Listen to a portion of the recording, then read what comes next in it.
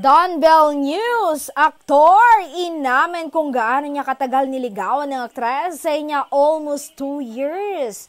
Matagal pero worth it naman.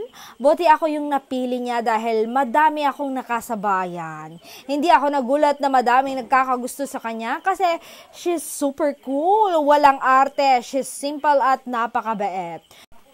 Nung sinagot niya nga ako, napakasaya ko noon. Kaya pinakilala ko siya sa pamilya ko at sa buong angkan ko.